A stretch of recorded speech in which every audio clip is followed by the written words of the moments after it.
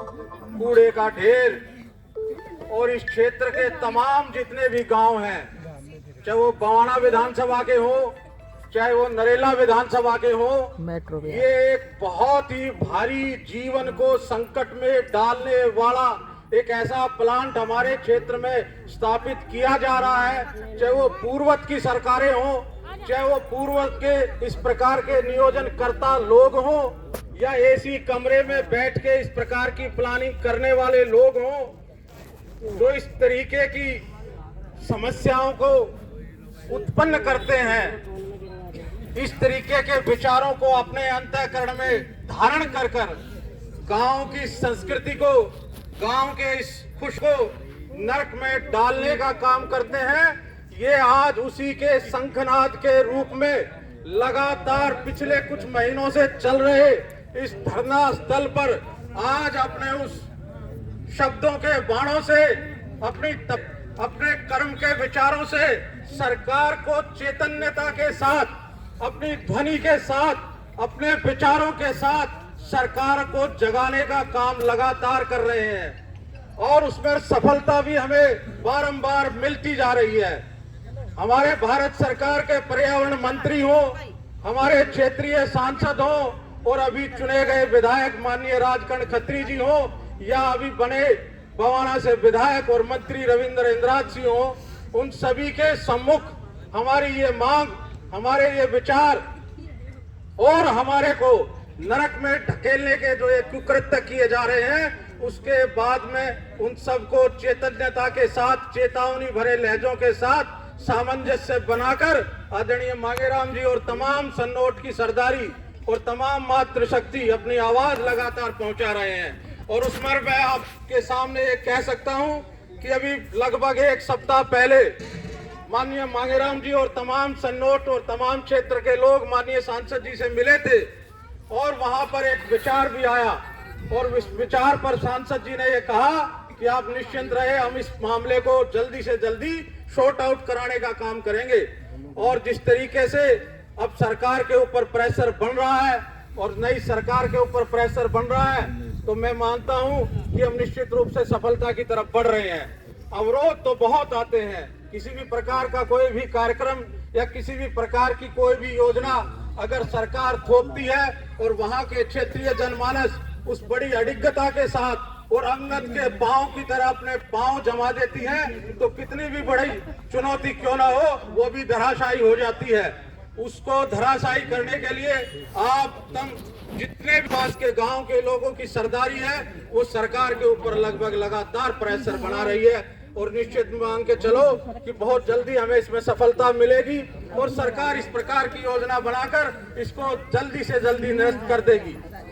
मित्रों, हर बार तमाम तरीकों से सूचनाओं से लोगों को सूचना कर रहे हैं, धीरे धीरे लोग बाग भी इकट्ठे हो रहे हैं। आज ये आप लोगों की जागृति ही है, चाहे वो खेड़ा खुर्द हो, खेड़ा कला हो, सिरसपुर हो, होलंबी हो, शाहपुर हो, बोरगढ़ हो, बवाना हो और तमाम जितने भी गांव हैं, वहां तक ये आवाज पहुंच चुकी है। अब ये आवाज सन्नोट या आसपास के गांव की नहीं है, पूरे दिल्ली देहात में ये आवाज मुखरता के साथ आगे बढ़ रही है। आज भारत सरकार के पर्यावरण मंत्री के पास हमारी ये फरियाद जा चुकी है, हमारी ये चेतावनी जा चुकी है, हमारा ये संदेश जा चुका है और सरकार इसको किस रूप में ले रही है उसका प्रमाण भी हमें धीरे धीरे मिल रहा है। माननीय सांसद जी के उन्मुख और विचारों से उस दिन हमें प्रतीत होने लगा कि शायद इसमें कामयाबी हमें जल्दी से जल्दी मिल जाएगी। आज जिस तरीके से दिल्ली देहात के सभी सरदारी के नेतृत्व करने वाले आदरणीय सुरेंद्र सोलंकी जी भी हमारे मध्य में आ रहे हैं, उनके विचार भी हमें सुनने को मिलेंगे।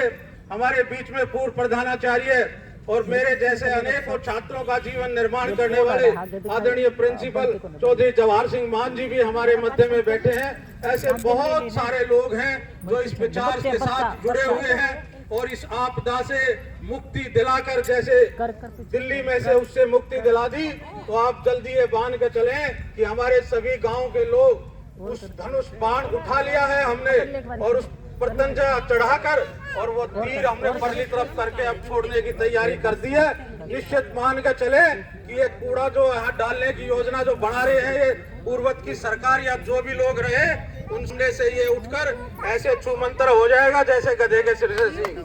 मित्रों, ये संघर्ष जो है धीरे धीरे आपने देखा होगा महाभारत संख्या बल किस तरीके से रही। आज भले ही मैं कह सकता हूं यहाँ पर एक एक आदमी एक एक हजार का प्रतिनिधित्व करने वाला बैठा है, अगर वो एक सांस भी अपनी फूंक देगा तो इस संख्या का अंबार लग जाएगा। मित्रों,